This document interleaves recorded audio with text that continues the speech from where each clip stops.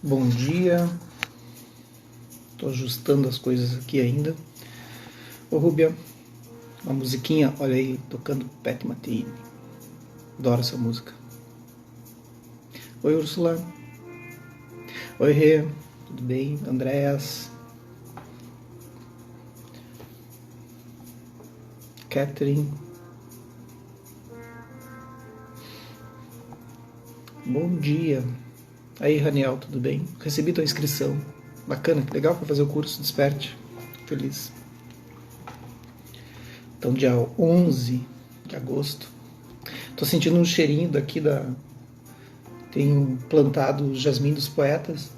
Ah, se vocês pudessem sentir o cheiro dessa planta, é simplesmente maravilhoso, assim. Inunda a sala. Oi, Fran, tudo bem? Aí, Fernanda, tudo bem? Rosa, Camila Kern. Então é isso, ao som do Pat Metheny. Então, para quem está chegando agora, a gente está lendo, vamos lá já então, 6h30, a gente está lendo esse livro, Thich Nhat Hanh, Velho Caminhos, Nuvens Brancas. Deixa eu baixar o som. Oi, Jéssica. Velho Caminho, Nuvens Brancas. E do Thich Nhat Hanh com a tradução, essa aqui é a segunda edição, com a tradução do Enio Burgos, que é um budista, zen budista também como eu. Ele tem um espaço em rolante ali, e a tradução é dele. Eu falei com ele ontem, inclusive. Conversei com ele, com o tradutor, né? E conversamos sobre isso, assim, ele está super feliz que eu estou fazendo esse trabalho, né? Então, de divulgar essa leitura. E aí, o que a gente tem feito? É muito interessante porque, já entrando então, é muito interessante porque esse livro, ele traz uma visão do budismo e do próprio Buda, do ser humano, Buda, como ser humano, muito diferente de outras formas que eu já li, que traz uma visão mais esotérica, assim, quase como algo como místico, assim, sabe? E porque depende aonde o budismo floresce, né? E a visão do Thich Nhat Hanh, que é esse mestre vietnamita, ele traz uma visão mais humana, assim, mais de que tipo carne e osso, assim, a gente e a pessoa foi se transformando como a gente aqui, né? Como a gente vai se transformando ao longo da vida, assim. E isso é muito bacana, né? Nesse sentido. E a leitura, a narrativa do Thich Nhat Hanh é uma narrativa que na literatura vai chamar de onisciente, né? Existe um Deus onisciente que está vendo tudo e está com uma câmera filmando, assim, então ele está narrando, né, o que está acontecendo. Mas ele faz uma narrativa onisciente através de um personagem totalmente secundário, assim, não é um personagem que faz diferença, assim, né, na construção do Siddhartha, né, do Gautama, do Buda. Então ele faz a construção inicial, nos períodos iniciais, 7 anos depois ele volta um pouquinho no tempo, quando o Buda ainda não tinha atingido a iluminação, através de Swasti, que é um gurizinho de 11 anos, tratador de búfalo. Ele vê o olhar da criança, assim. Então isso é muito bacana, assim, porque é um olhar diferente. Mais adiante no livro, ele vai começar a mudar essa onisciência. Ele começa a colocar fala em outros personagens. Ele vai colocar fala no Ananda, fala no Devadatta, a fala no Sariputra, né? Então ele vai mudando, assim, essa onisciência. Ele está ali, filmando, né? E intervindo, né? Porque intervindo como? Porque o onisciente, ele cria uma narrativa poética, assim. Por exemplo, ele vai dizer que nesse capítulo, ou no próximo, que o sari da mãe da Sujata era amarelo. Isso aconteceu 2.600 anos atrás, né? Não tem nenhuma referência que exista que o sari era amarelo. Então essas diferenças, essas manifestações poéticas é do próprio escritor, né? Ele cria uma atmosfera, assim, para a gente sentir, assim, né, como é que era o momento. E isso é importante na narrativa, porque leva a gente para o tempo, né, e leva a gente para o lugar. Então isso está acontecendo há 2.600 anos atrás e está sendo construído, então, um episódio que vai mudar o mundo, né? Isso aqui vai mudar o mundo. E mudou, né? Mudou totalmente, assim. Então vamos lá. Hoje o capítulo 5, Despertando com Dharma, a jarra de leite. Todo dia Swasti ia à floresta visitar Siddhartha. Quando conseguia cortar 2 fardos de grama até meio-dia, almoçava com ele. Mas, conforme a estação seca avançava e a grama fresca tornava-se mais e mais escassa, era quase noite quando conseguia ir ver seu amigo e professor. Às vezes, quando Swasti chegava, encontrava-o sentado em meditação. O menino aguardava silenciosamente por breves momentos e então deixava a floresta, sem esperar, para não perturbar. Quando, porém, encontrava Siddhartha andando calmamente ao longo da trilha na floresta, ele se juntava ao mestre para conversar um pouco. Também era comum encontrar Sujata na floresta. Todos os dias ela fazia uma porção de arroz para Siddhartha, junto com algum condimento como sal de sésamo, amendoins ou um pouco de curry. Ela também costumava trazer leite, mingau de arroz ou rapadura. As duas crianças... Rapadura, né? A gente já tinha rapadura 2.600 anos atrás, hein? Que coisa. As duas crianças tinham muitas oportunidades de conversar na floresta, enquanto os búfalos pastavam. Às vezes, Sujata trazia sua amiga Supriya, uma jovem da idade de Swasti. Ele queria trazer seu irmão e irmãs para encontrar Siddhartha, pois tinha certeza de que podiam atravessar o rio em suas partes rasas sem dificuldade. Sujata contou a Swasti como havia descoberto Siddhartha pela primeira vez. Aqui é o ponto crucial assim, do budismo. Tá? Há vários meses. E como ela tinha desde então levado comida para ele todos os dias perto do horário do almoço. O primeiro encontro foi num dia de lua cheia. A pedido de sua mãe, ela colocara um sari novo e cor-de-rosa para ele levar uma travessa de alimentos em oferenda aos deuses da floresta. Tem textos que diz que não era uma menina assim tão nova como a Sujata. Esse aqui é o único texto que diz que era uma criança. Geralmente é uma moça, assim, uma moça já com mais de 20. Assim. Havia bolos, leite e conde e mel. Conde é um tipo de comida com leite com caldo de carne de porco. O sol do meio-dia era abrasador. Enquanto Sujata costeava o rio, viu um homem deitado, inconsciente, sobre a estrada. Largando a travessa no chão, correu até ele, que respirava parcamente e tinha os olhos fortemente cerrados. Suas bochechas tinham manchas brancas de sol, como aquelas de pessoas que não se alimentam por longo tempo. Pelos cabelos longos, barba emaranhada e vestes rotas, Sujata sabia tratar-se de um asceta das montanhas que deveria ter desmaiado por inanição. Sem hesitar, ela serviu uma tigela de leite e, levando-o aos lábios do homem, derramou algumas gotas sobre ele. A princípio, ele não respondeu, mas depois seus lábios estremeceram e se abriram ligeiramente. Vagarosamente, Sujata derramou o leite para dentro de sua boca. Ele começou a deglutir e em pouco tempo a tigela estava vazia. Bom, aqui eu tenho que fazer uma pausa, assim, importantíssimo, assim, porque é nesse momento claro que aqui é uma narrativa poética, né? Existe a prosa poética, assim, não é um livro com uma narrativa de estudo, né? Se pegar o estudo, a narrativa é completamente... A gente vai ler os sutras, né? Enfim. Nesse momento, quando o Siddhartha resolve... porque ele sai do castelo. Né? É um príncipe que sai do castelo aos 29 anos de idade. Ele fica 6 anos na floresta. Nesses 6 anos, ele se torna logo de começo, ele se torna um samana. Samana não é um brahmane, não é a casta... de estudos dos Vedas, né? Isso é importante por quê? Por que é importante saber isso? Porque o samana ele é um retirante, ele é um andante, é um filósofo, tá? De rua, assim, um mendicante, né? Em Pali seria um bhikshu, né? E aí ele sai mendigar. E esse samana, ele é contra o sistema védico. Quem já leu os Vedas, ou quem sabe o que é isso, né? Mas ele é contra aquilo. Por quê? Porque o sistema védico vai envolver um deus, Brahma, aquela coisa toda. Os samanas, eles vão em busca... É mais ou menos parecido com os místicos gregos, assim, tá? Então quem gosta de história, aí como eu, vai entender um pouquinho.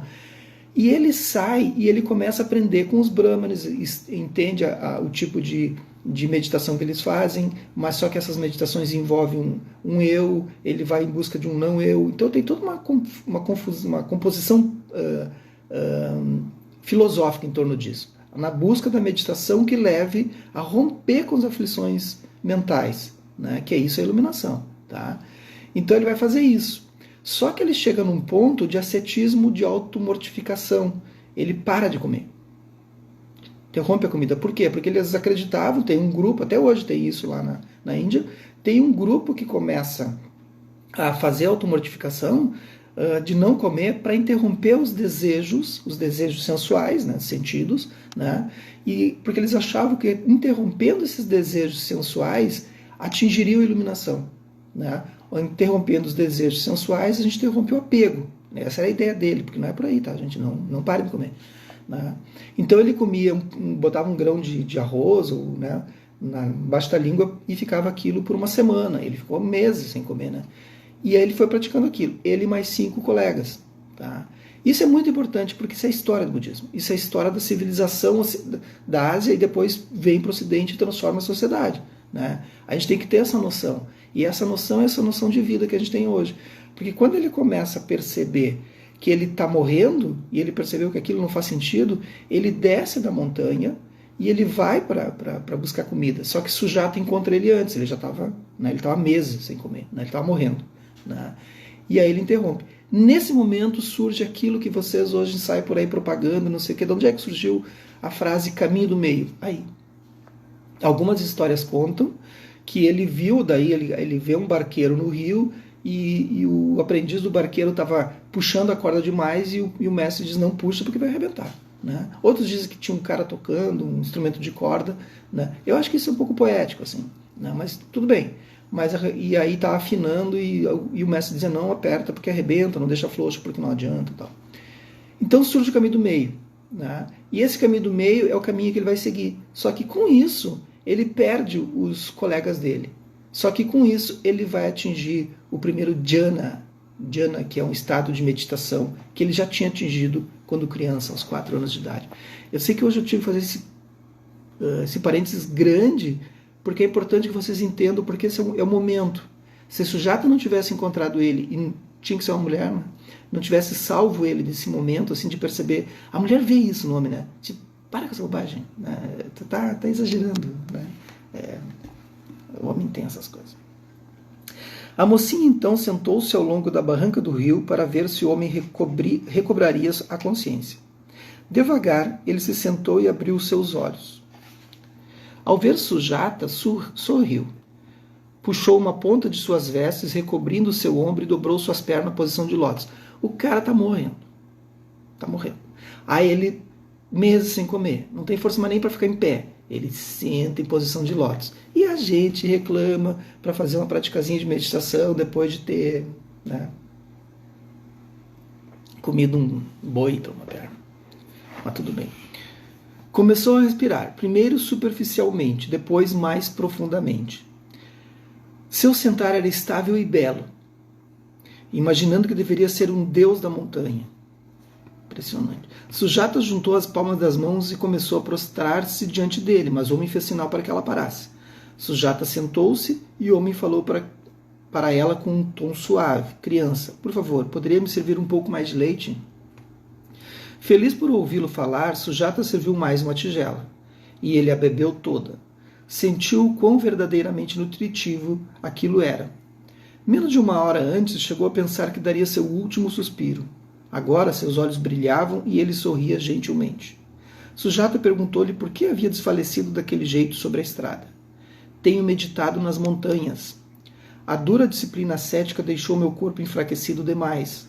Assim, hoje decidi descer até a vila para mendigar comida. Perdi todas as minhas forças, porém, ao chegar aqui, graças a você, minha vida foi salva.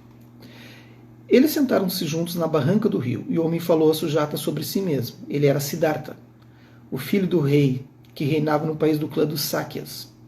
Sujata ouvia cuidadosamente enquanto Siddhartha dizia a ela, eu vi que abusar do corpo não pode ajudar-me a encontrar a paz ou a compreensão.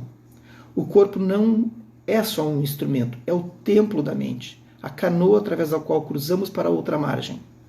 Decidi que não vou mais praticar automortificações. A cada manhã, irei até a vila mendigar alimento. Sujata juntou as palmas das mãos. Honorável eremita, se me permitir, trarei comida para você todos os dias. Não há necessidade de interromper a sua prática meditativa. Minha casa não é distante daqui e sei que meus pais ficariam felizes pelo fato de eu trazer alimento.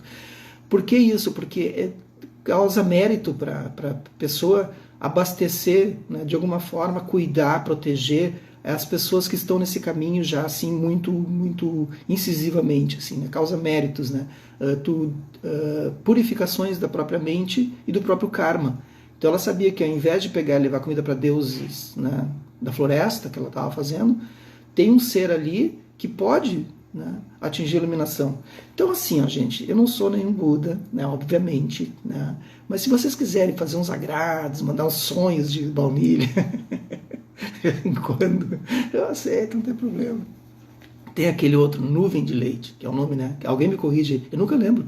É nuvem de leite? Pá, aquele é espetacular. Bacana. Ontem ganhei um bonequinho. O pessoal mandou lá de Garopaba. O pessoal de Garopaba me mandou um bonequinho que eu não sei dizer o nome, que é feito de coisa assim. Achei muito legal. A família de lá do Thiago, da Ana, aí mandou para mim, para Carol, mandou para a família. Achei muito bacana, assim, uma delicadeza do pessoal de Garopaba. Agradeço Garopaba, eu acho que tem gente ali de Garopaba. Então, agradeço a delicadeza. Chegou ontem. Isso. Aí, obrigado, Thiago. Não sei se o Thiago está aí. Obrigado, Ana. Sujata juntou as palmas das mãos. Honorável eremita, se me permitir, trarei comida para você todos os dias. Siddhartha ficou em silêncio por um momento. Então respondeu: fico feliz em aceitar sua oferta.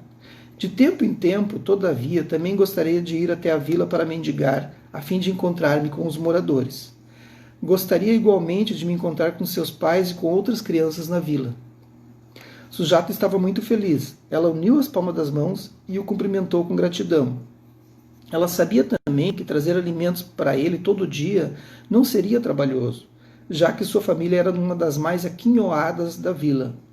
Ela não mencionou isto para Siddhartha, apenas compreendeu que este monge era importante, e ofertar alimentos para ele seria mais benéfico do que fazer dúzias de oferendas aos deuses da floresta, aquilo que eu falei. Se a meditação dele se aprofundasse e ela sentia isso, seu amor e compreensão aliviariam muito sofrimento no mundo. Siddhartha apontou para a montanha Dangsiri, eu não sei pronunciar isso, Dangsiri, onde vivera nas cavernas.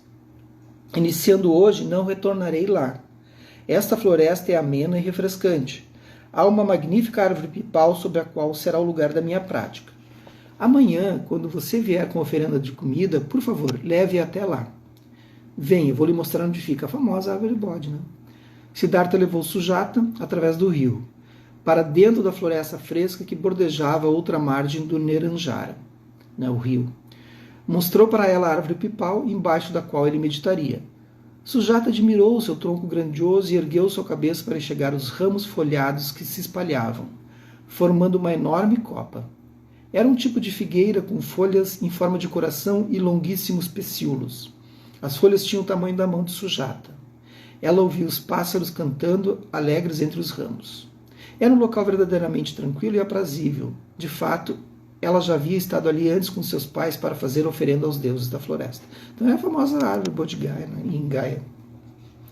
Esse é o seu novo lar, professor. Sujata olhou para Siddhartha com seus redondos olhos negros. Visitarei você aqui todos os dias. Siddhartha balançou a cabeça concordando. Ele andou com Sujata para fora da floresta e despediu-se dela na beira do rio. Então voltou sozinho para a árvore pipal. É muita determinação, né? O cara está morrendo. Ele volta para meditar. Daquele dia em diante, Sujata trazia arroz ou pães para oferecer ao monge. E a gente, qualquer coisinha, qualquer empecilho, qualquer mau humorzinho, qualquer manifestaçãozinha da nossa mente mimada, a gente já não pratica mais. Né? Já chega ali. A gente não tem essa, né, determinação, assim. Pouco antes do sol começar a projetar sombras. Algumas vezes também trazia leite ou condi. Certa feita, Siddhartha resolveu carregar sua tigela de mendigar pelo vilarejo. Ele encontrou o pai de Sujata, o chefe da vila, e a mãe dela, que vestia um lindo sari amarelo, aquilo que eu falei. Não. Sujata apresentou-o para outras crianças na vila e levou-o até um barbeiro para que pudesse ter seu cabelo e barba raspados. A saúde de Siddhartha se restaurou rapidamente. E ele disse a Sujata que sua prática de meditação começava a gerar frutos. Então veio o dia em que Sujata encontrou Swasti. Naquele dia, Sujata havia chegado cedo. Ela ouviu Gautama contar sobre seu encontro com Swasti no dia anterior. Então foi o que aconteceu ontem, né, na história de ontem, que Sujata conhece o Swasti, né, ele chega ali, ela está sentada em frente ao Buda, eles tomam da tigela, lembra? Né? Após isso, sempre que ela o encontrava, jamais se esquecia de questionar sobre como ia a família dele, né, do Swasti. Ela e seu servo Purna foram até mesmo visitar a choupana de Swasti. Purna fora empregado para trabalhar na casa de Sujata quando seu predecessor, Radha, morreu de febre tifoide. Nestas visitas, ela trouxe roupas usadas, mas ainda em boas condições, para a família de Swasti. E para a grande surpresa de Purna, Sujata pegou a bebê Bhima em seus braços. Ela é uma intocável, né? Essas crianças. Lembro das castas, né? Em seguida, ela preveniu Purna para não contar a seus pais o fato de ter segurado uma criança intocável. Um dia, algumas crianças decidiram ir juntas visitar Siddhartha. Toda a família de Swasti compareceu. Sujata trouxe suas amigas. Ela também convidou sua prima de 16 anos, que trouxe seus irmãos mais jovens, que tinham 14 anos. 11 crianças sentaram-se num semicírculo com Siddhartha e comeram juntas em silêncio. Swasti tinha instruído Bala e Rupak, os irmãos, né, de Swasti, de antemão sobre como comer em digna quietude, aquilo que eu tenho falado. Né? Até mesmo o bebê Bhima, sentada no colo de Swasti, comeu sem fazer qualquer ruído, de olhos bem abertos. Swasti trouxera uma nova abraçada de grama fresca para Siddhartha. Ele pediu a seu amigo Gavampati, também um menino que cuidava de búfalos, para tomar conta dos búfalos do Sr. Rambu, de modo que ele pudesse ir almoçar com Siddhartha. Nos campos, o sol brilhava, mas no interior da floresta, Siddhartha e as crianças eram refrescadas pela sombra fria da árvore pipal. Olha que cena, né? Um possível Buda, né, que vai acontecer nos próximos capítulos, contando história para as crianças. Assim. Que educação, né? As crianças compartilharam o alimento entre si e Rupak e Bala apreciaram especialmente o pão com curry e o cheiro de arroz branco mergulhado em sal de sésamo com amendoins. Sujata e Balagupta trouxeram água suficiente para todos beberem. Por fim, o coração de Swasti transbordava de felicidade. A atmosfera era serena e calma, mas vívida com a suprema alegria. Naquele dia, a pedido de Sujata, Siddhartha contou a eles a história da sua vida. As crianças escutaram atentamente do início ao fim. Então, crianças, amanhã começa, no capítulo 6, né, a história do Buda mesmo. Né? Aí amanhã vai ser embaixo da macieira rosa, em que ele começa a contar a partir de quando ele tinha 9 anos de idade, né? Contando as histórias da lembrança dele. Assim. Aí começa a desenrolar a história do Buda mesmo. Tá bem? Convidem amigos. Amanhã tem Despertando com Dharma. Isso vai acontecer por 81 dias. Né? E inclusive domingos. O pessoal diz, domingo não. Domingo sim, domingo a gente acorda cedo. Tá bem? Até mais. E isso vai estar no YouTube, né? Sigam lá meu YouTube, o canal do YouTube Arquitetura da Mente. E convido as pessoas. Um bom dia a vocês. Que os méritos desse nosso encontro se expandam e toquem a todos, e que eu possa me tornar o caminho iluminado.